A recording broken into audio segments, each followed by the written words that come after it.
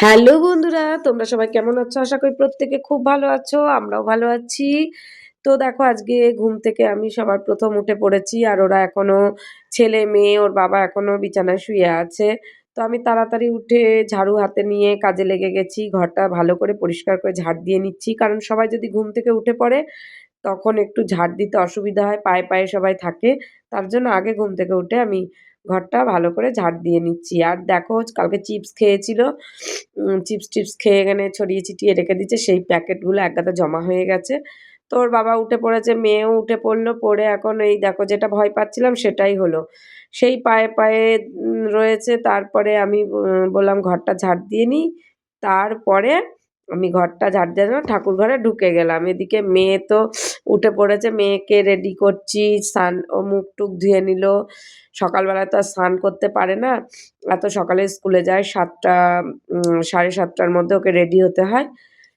তো ড্রেসপত্র আমি পরিয়ে দিলাম, হাত মুখ ধুয়ে নিয়েছে, একটু মুড়ি জল চিনি তার আগে খাইয়ে নিয়েছি। কারণ ওর সকালবেলা খালি পেটে পাঠানোটা ঠিক নাই। আর মুড়ি জল চিনিটা খেলে একটু পেটটা ঠান্ডা থাকে। কিছুতেই খাবে না, তবুও জোর করে আমাকে খাইয়ে দিতে হয়। এক দিন এক রকম একটু, একটু খাইয়ে দিই। তারপরে আমি সুন্দর করে ওকে সোয়েটার-টোয়েটার পরিয়ে দিলাম। কারণ এখনো পুরোপুরি ঠান্ডাটা যায়নি। সকালবেলায় একটু ঠান্ডা, ঠান্ডা লাগছিল। আর দেখো ওকে আমি সোয়েটারটাও তার জন্য পরিয়ে দিচ্ছি। ফুল প্যান্টটা আজকে পরাইনি কারণ আ পরে যখন বেলার দিকে ছুটি হয় না ওর খুব অসুবিধা হয়, গরম লাগে বলে। তার জন্য মোজাটা বড়, বড় ছিল বলে কোনো অসুবিধা হয় না। তাই আমি ওকে পুরোপুরি রেডি-টেডি করে দিলাম। আর রাত্রিবেলায় জানো তো বইয়ের ব্যাগটা গুছিয়ে রেখেছিলাম। রাত্রিবেলায় বইয়ের ব্যাগটা গুছিয়ে-টুছিয়ে একদম হাতের কাছে সব রেখে দিয়েছিলাম। ওর চুলটাও বেঁধে দিচ্ছি। চুলগুলো একটু বড়ও হয়ে গেছে। এখন দুপাশে তাড়াতাড়ির জন্য আমি ডেইলি একই রকম চুল বাঁধি না। দুপাশেও চুল বেঁধে দিই মাঝে মধ্যে। আজকে একটাই বেঁধে দিচ্ছি। কারণ দুপাশে সবসময় চুল বাঁধলে মাঝখানের ফিতাটা একটু চওড়া হয়ে যায়। তার জন্য আমি একেক দিন একপাশে চুল বেঁধে দিই। আর মানে একটা করে চুল বেঁধে দিই। আর একেক দিন ২ টো করে চুল বাঁধি। তো দেখো আমার চুল বাঁধা ওকে কমপ্লিট হয়ে যাচ্ছে। পুরো ওর ০.৫ ঘন্টার ওপরে লেগে যায় ওকে রেডি করতে, করতে। তো আমার মেয়ের চুল বাঁধা কমপ্লিট হয়ে গেছে। দেখো আমি একটু রিভিশন কপিটা নিয়ে চলে এসেছি। আর আজকে ওর ইংলিশ ল্যাঙ্গুয়েজ এক্সাম আছে। তো ইংলিশ ল্যাঙ্গুয়েজের যে রিভিশন কপিটাই ছিল সেগুলো আমি রাত্রে যেমন পড়িয়েছি আবার স্কুলে যাওয়ার আগে ওকে একটু পড়িয়ে দিচ্ছি। কারণ বাচ্চা মানুষ তো যদি একটু স্কুল যাওয়ার আগে একটু পড়িয়ে দিই সেগুলো ভালো মনে রাখতে পারবে। তার জন্য আমি ওকে একটু পড়িয়ে দিচ্ছি। আর ওর বাবা এদিকে রেডি হচ্ছে। কারণ ওর বাবা একবারে ওকে দিয়ে তারপর ব্যবসার কাজে বেরিয়ে যাবে। আর ওর বোতলে একটু জলটাও ভরে দিচ্ছি। কারণ ওর এখন একটু জলটা বেশি পরিমাণে খেতে হবে। সেই দিনকে মানে পরশুদিন ওর খুব বমি হয়েছিল। স্কুল থেকে ফোন করেছিল তো নিয়ে আসতে হয়েছিল। শরীরটাও একটু ভালো ছিল না। তো দেখো মেয়ে রেডি হয়ে বেরিয়ে গেছে। ওর বাবাও বেরোচ্ছে।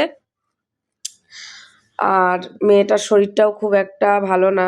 শরীর খারাপ হয়েছিল স্কুলে গিয়ে। তো ম্যামরা ফোন করার পরে ওকে বাড়িতে নিয়ে এসে ২ দিন তো কিছুই মুখে তোলেনি, খায়নি। তাড়াতাড়ি আসো, টাইম হয়ে গেছে।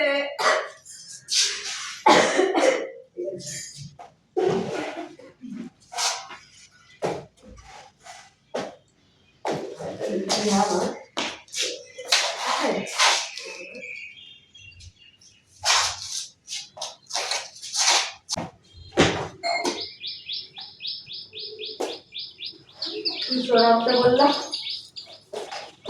সরাতে বললে? এটা সরাবো। চলে আয়।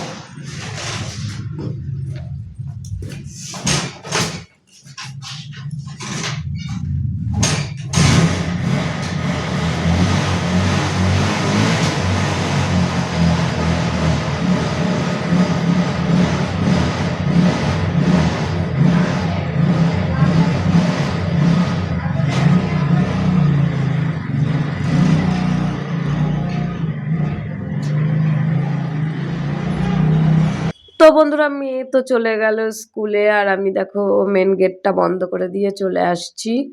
আর এখন আমি উঠানটাকে পরিষ্কার করে ধুয়ে নেব। কারণ উঠান আমি ঝাঁট আগেই দিয়ে নিয়েছি। যখন ঘর ঝাঁট দিচ্ছিলাম সমস্ত নোংরা একেবারে সামনের এই আমার গেট দিয়ে বের করে নিয়ে একদম উঠানের সামনেটা দিয়ে ঝাড় দিয়ে নোংরা আবর্জনা ফেলে দিয়েছি। আর যেগুলো প্যাকেটগুলো ছিল সেগুলো গেটের পাশে একটা ছোট্ট জায়গা আছে, সেখানে আমি জড়ো করে একবারে পুড়িয়ে দিই। তো দেখো আমি এখন উঠানটা ধুয়ে নিচ্ছি। আর সমস্ত গাছগুলো দেখছো, এই গাছগুলো তো জল দিতেই হবে, তার জন্য আমি একবারে যখন উঠান ধুই তখনই গাছগুলোতে জল দিয়ে দিই। তো গাছে জল দিয়ে টিয়ে তারপরে সুন্দর করে পরিষ্কার করে ঝাড় দিয়ে জলগুলোকে একদম শুকনা করে দিই, উঠানটা যাতে তাড়াতাড়ি শুকিয়ে যায়।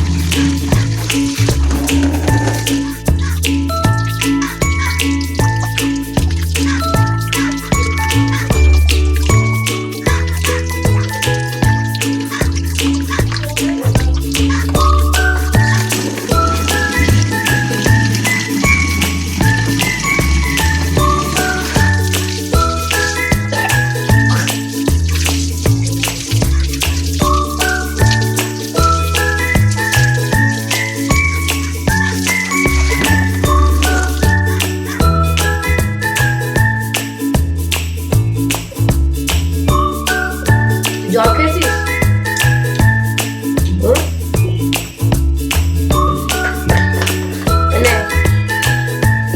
জল খা।